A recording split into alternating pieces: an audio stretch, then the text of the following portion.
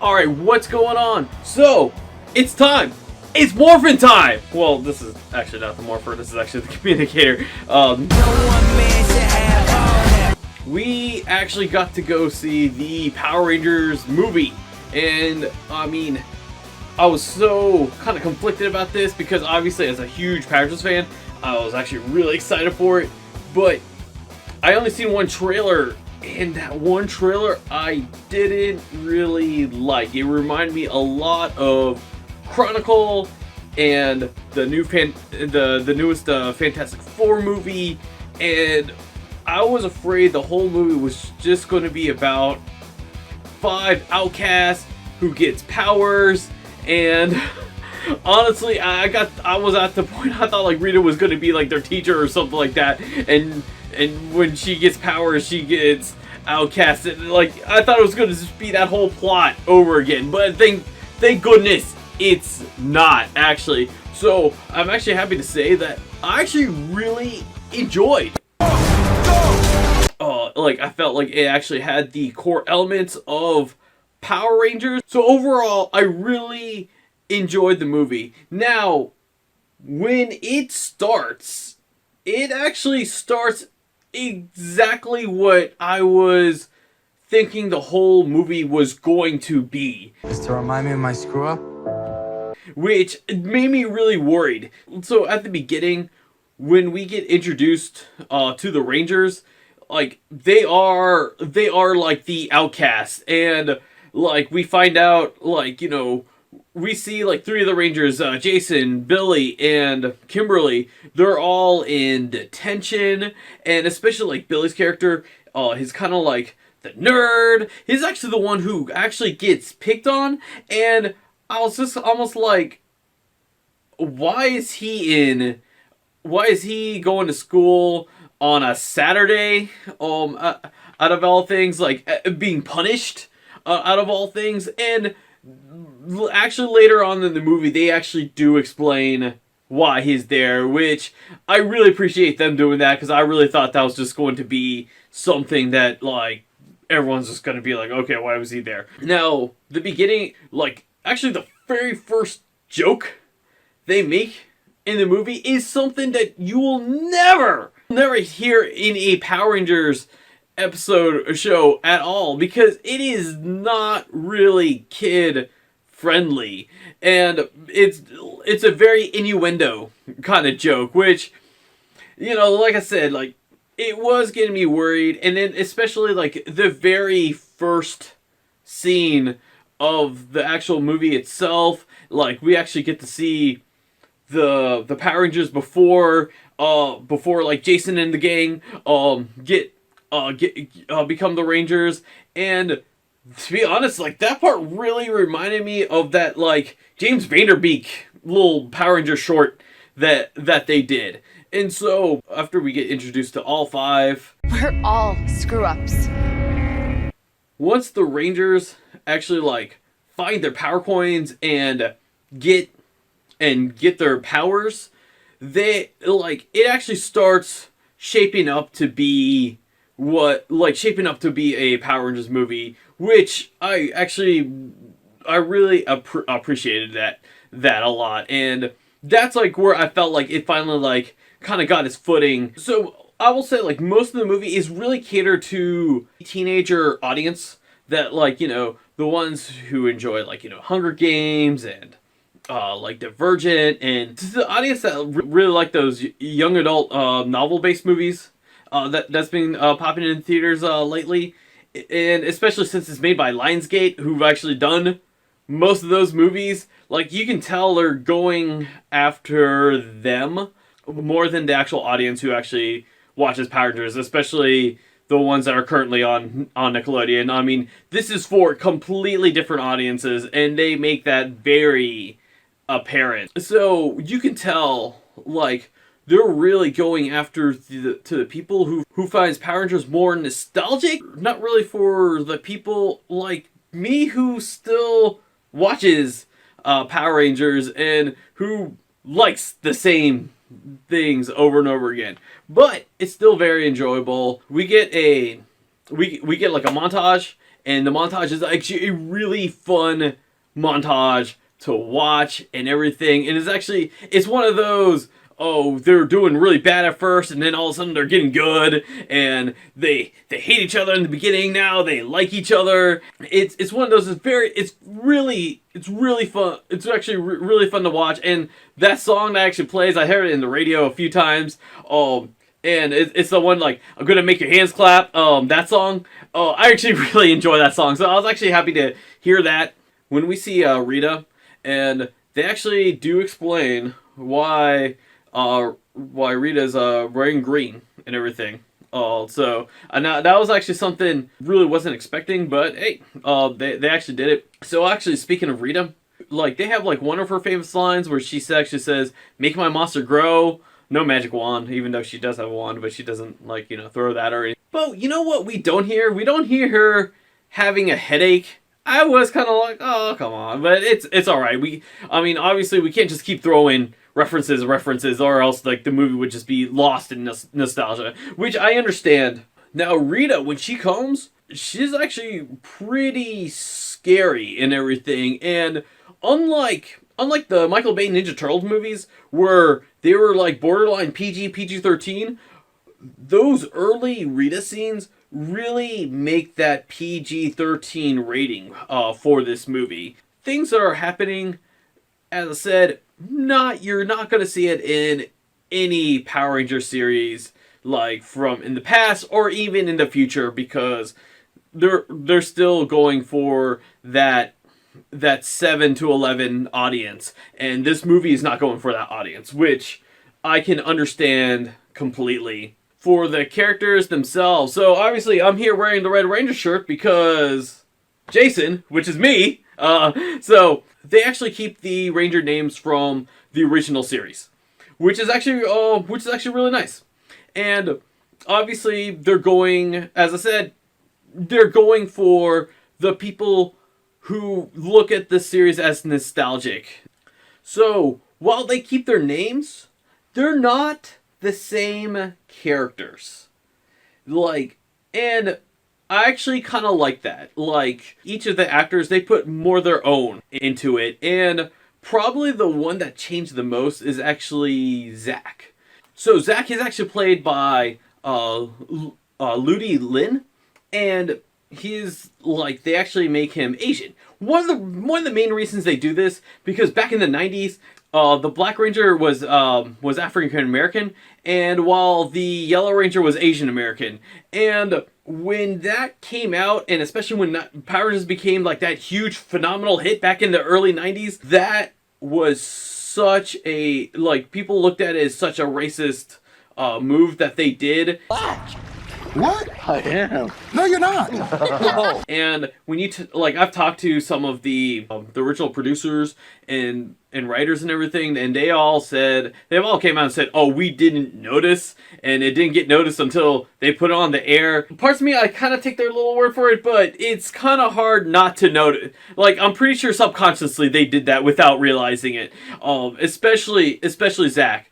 And what Ludi does is he makes Zach his own, and what I really appreciate is he doesn't try to make that Walter Jones Zach. He actually makes him his own. Zach actually has a Asian history and everything.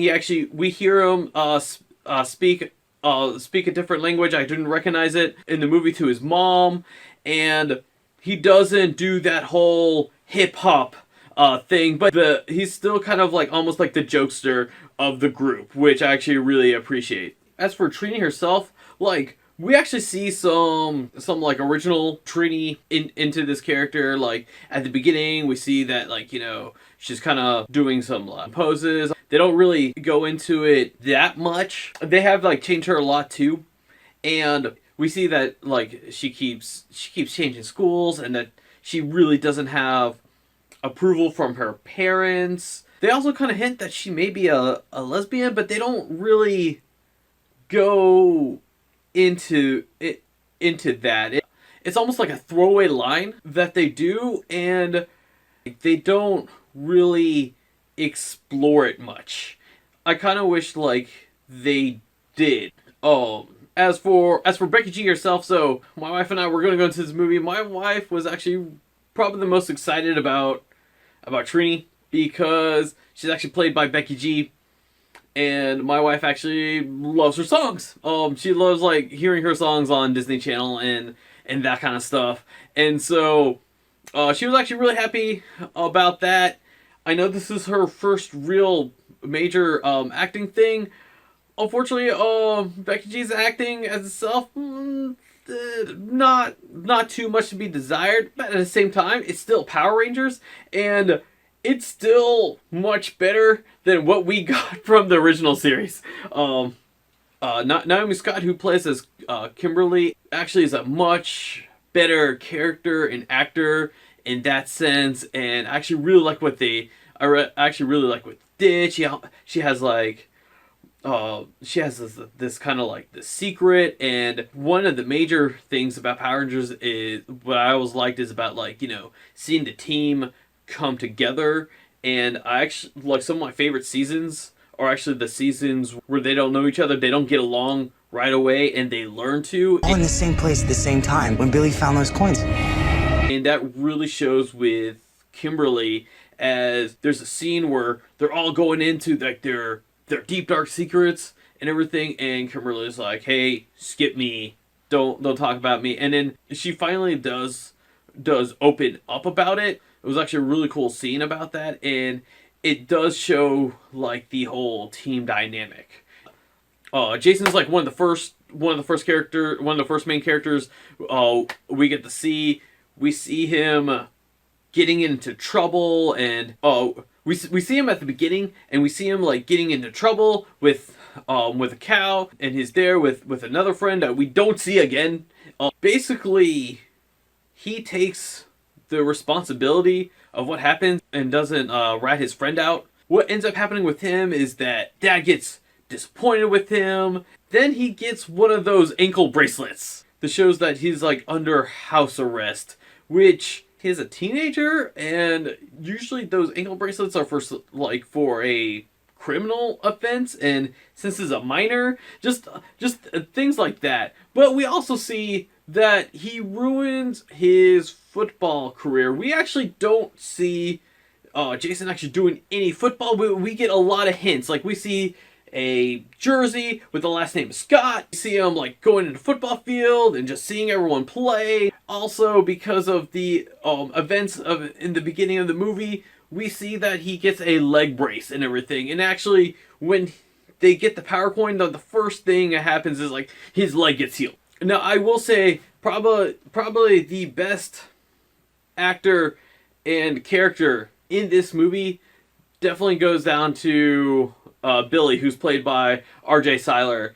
And you can tell with him, like, he is having fun, and he's very energetic. He does the role. He does his role of Billy like really good, and it's not just a copycat of David Yost's character. Like, he is still like the brainiac of the group, and he figures out a lot of things. He doesn't come off as like that stereotypical nerd and everything. He's just very awkward, and RJ just like hits it out of the park. He was definitely the character I enjoyed the most, and I thought it was just fantastic. And there's actually a scene towards the middle of the movie where they play a rendition of Stand By Me, which is kind of funny because in 2016 we got the Florence's Machine version of Stand By Me, and this one sounds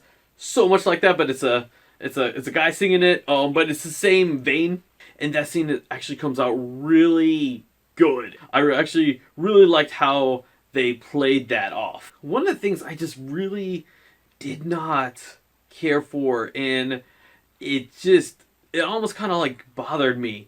So we have Zordon, and you have to realize that like I came in this movie with like almost like zero knowledge.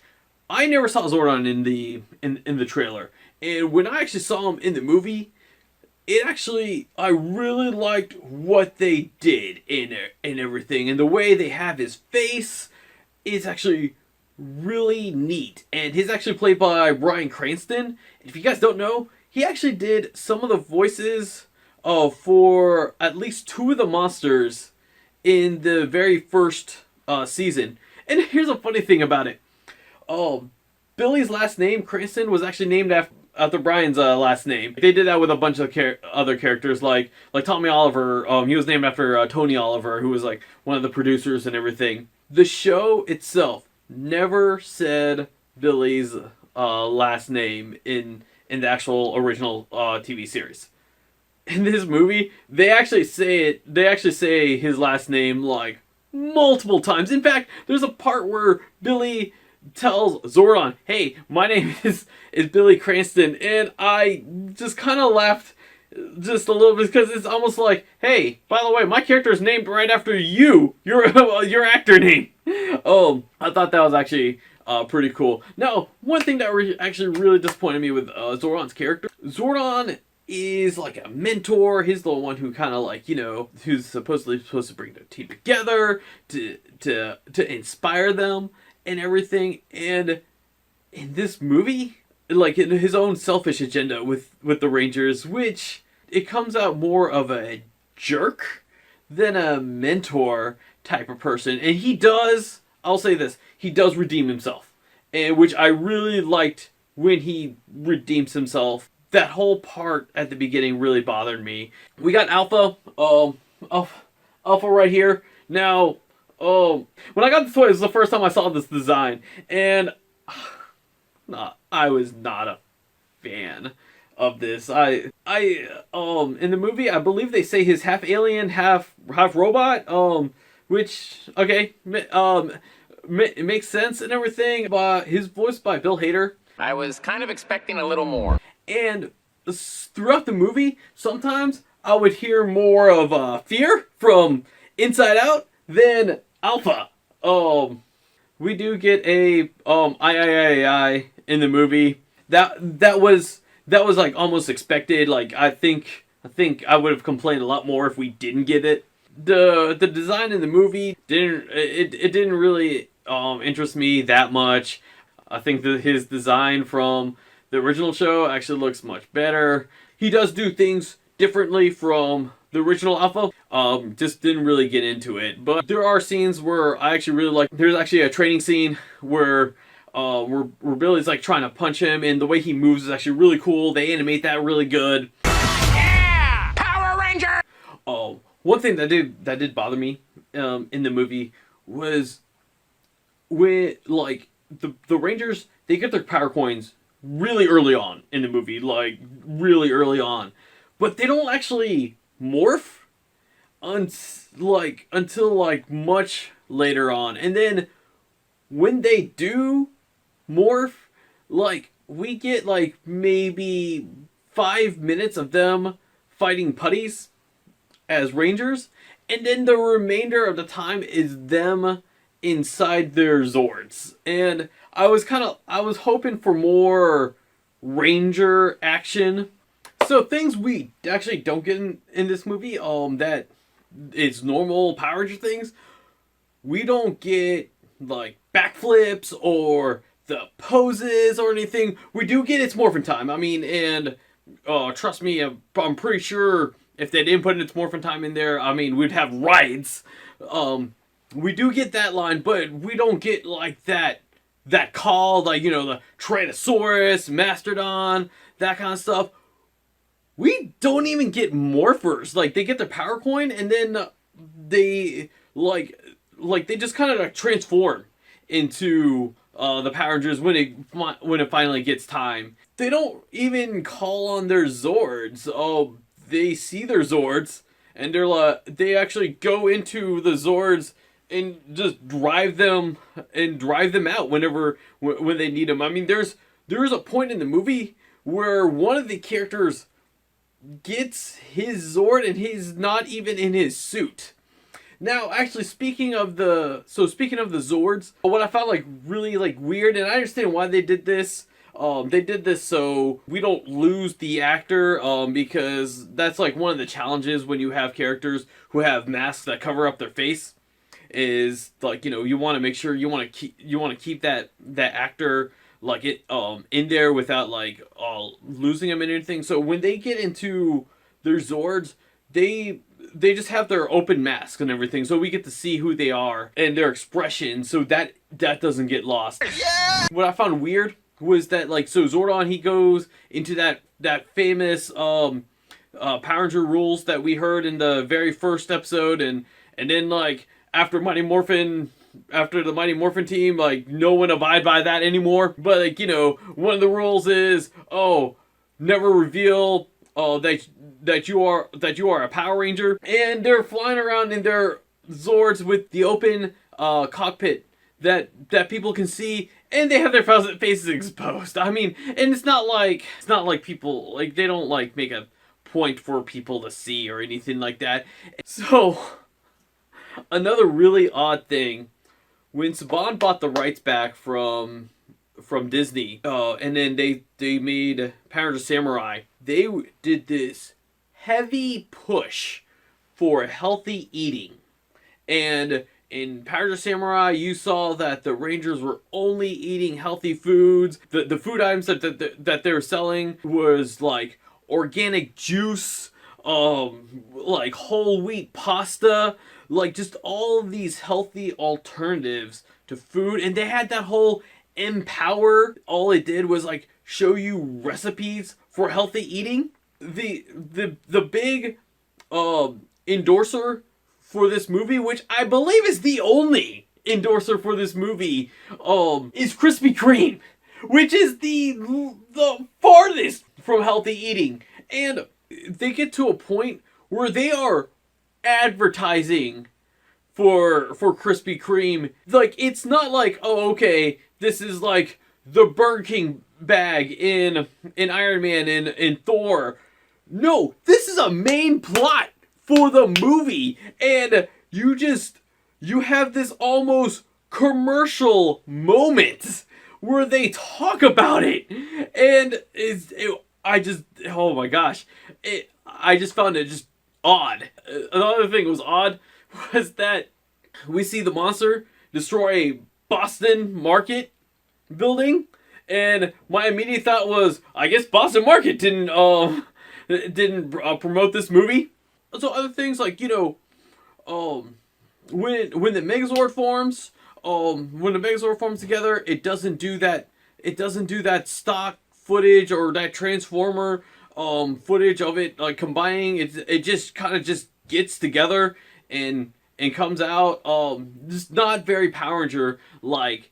And the monster that the Rangers fight is actually a very main character from the Power Rangers franchise, and I kind of like what they do with him.